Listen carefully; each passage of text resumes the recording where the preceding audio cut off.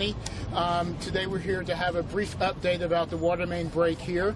And this is Ann Zimmerman. She's a sign language translator. So please include her in your video so that everyone will have an opportunity to know what's going on here.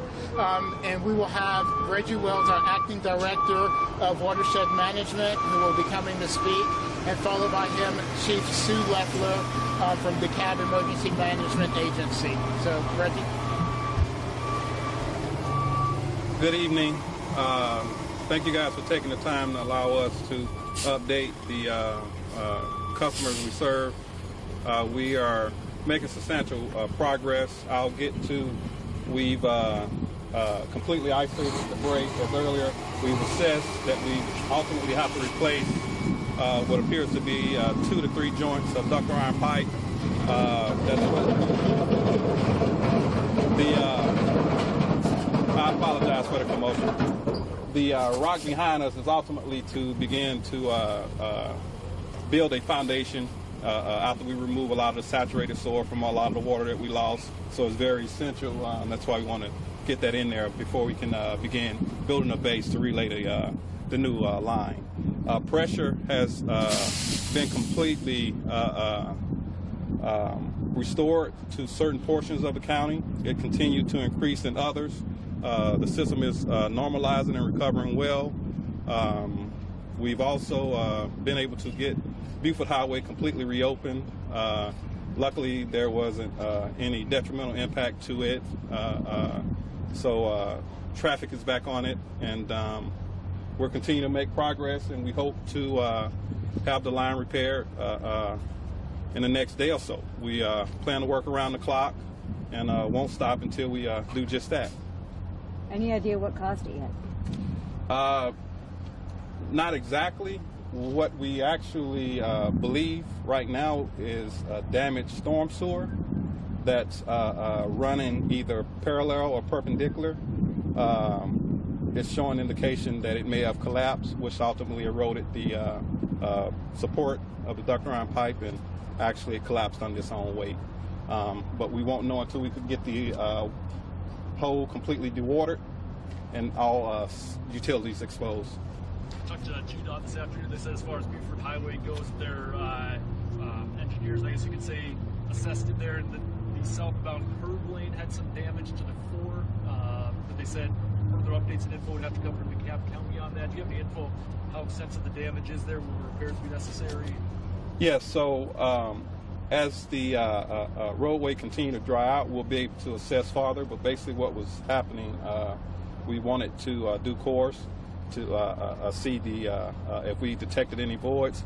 There was none, no substantial voids or subgrade damage to the roadway at this time, which is why we felt it was safe to put traffic back on it. So there would be some damage there, but it's safe enough for drivers to be on. Absolutely. Absolutely. Not anything detriment that will collapse the roadway and endanger any traffic. Real quickly, can you just put it in layman's terms for our viewers? Some of them are at home having a hard time understanding how this little 60-foot of pipe impacts the whole county. Sort of how does what's happening here impact that? So ultimately, it's important to note that although it's 60 linear foot of this portion of system, this is a 48-inch transmission main, which is tied directly to our drinking water plant. It's one of 4 main transmission mains that we got that serve the entire county. So given that it's that size line, a 48-inch in diameter, the fact that 60 linear feet of it is damaged is pretty substantial. Give us a sense of just sort of what a mammoth undertaking. I mean, when that call comes in, you know, and you have to start having an understanding of what happened. I mean, one, what's going through your mind, and 2, give us a sense of, you know, how big a deal this is. So always the first thing that comes to mind is public health and safety. We begin at all times to assess any endangerment to the public, and at no time do we really want to be in a situation where we have a pressure loss in water to a magnitude where we have to enter a boil water advisory, but to err on a side of caution, given the size line, what we knew about it, and the volume of water that we was losing, and the pressure was decreasing rapidly, we wanted to issue that immediately. but minutes are like hours. It's a stressful situation till you ultimately can get it isolated and pressure start to recover in your system. You mentioned it's possible that this was affected by stormwater, and yesterday was pretty rainy. It seems DeKalb has quite a few problems when we have a lot of rain. How do you make sure this doesn't happen again in another area of the county? So, all ultimately we can do is maintain what we know about to the best of our ability. In this particular case, the stormwater infrastructure we're not responsible for as a county. But you know, we partner and we do the best we can to serve the public as a whole. Big question people want to know is when water will be fully restored, full pressure across the county. Any idea? The plan is within hopefully the next 48 hours to have this line completely tied in and begin to put water back on it. That is the plan. That is the hope. And at that time, as far as water to the homes, to the businesses, should begin to normalize and return to normal. However, the boil water advisory won't be lifted ultimately until sample results return. We partner with EPD to review, ensure it's absolutely safe for the public, and then that will be lifted at that time. So it could be days. Could be days, yes. The sample's already been sent to them. Is there a typical timetable for getting results from them? So typically, we have to take upwards of 100 or so samples, and to actually get the results back is typically a 36-hour to maybe 48-hour window, and then ultimately we review and decide at that time. So chances are by afternoon Saturday, we should kind of have an idea of what we're looking at with lifting the boil water advisory. But we hope to have the water in the system repaired at that time. Let's hear from Chief Leffler because these guys have got to get back to work. Chief Leffler. Thank you.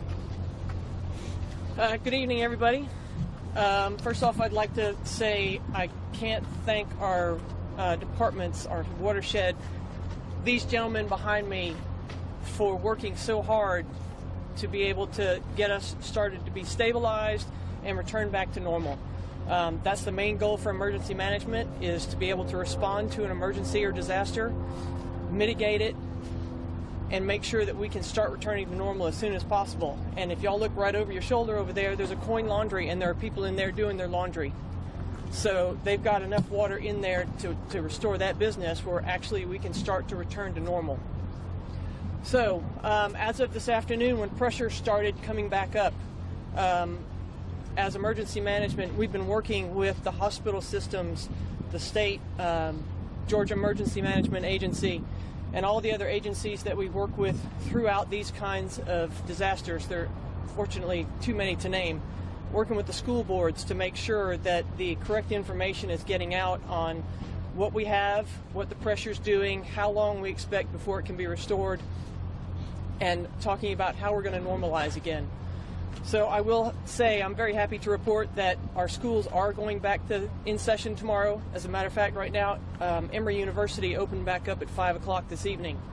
So our hospitals have returned to a normalized pressure where they can continue to do whatever it is they need to do inside the hospital, care for their patients, care for our citizens, and they are not at any substandard capabilities at this point. We are continuing to monitor the situation as it progresses. Just because the pressure seems to come back up and seems to have stabilized doesn't mean we go away. We're going to continue to monitor the situation through the end of the boil water advisory to make sure that we get everything taken care of and that the citizens' needs and the department needs here in the county get taken care of. Any questions for me? What about bringing in water? If we stood under a boil order until potentially Saturday, folks obviously boil water, but is there an effort to bring in bottled water? I know the stores. So, yeah, the stores, I've seen some of the stores recently. I understand what we're talking about. A lot of folks did go out and buy out stores. Most of our departments and even the school systems and the hospitals have on hand usually at least a 3-day supply. bottled water so that they can continue to work. If that becomes an issue, we do have 3 water trailers that we can turn what we call non-potable water into potable water. So we actually have that capability. I've got 3 trailers that can do thousands of gallons in an hour, and we actually put it into plastic water bags, and we can hand out if necessary.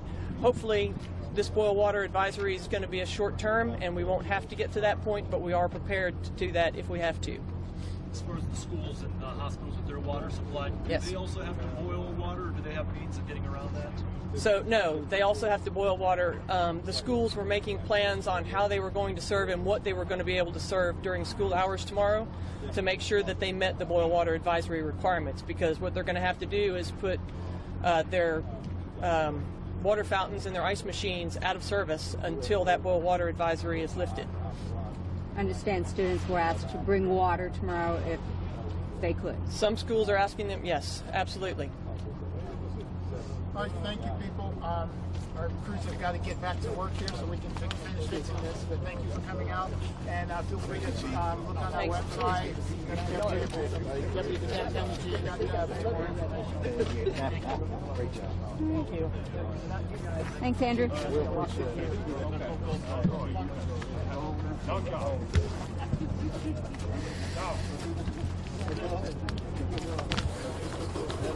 No.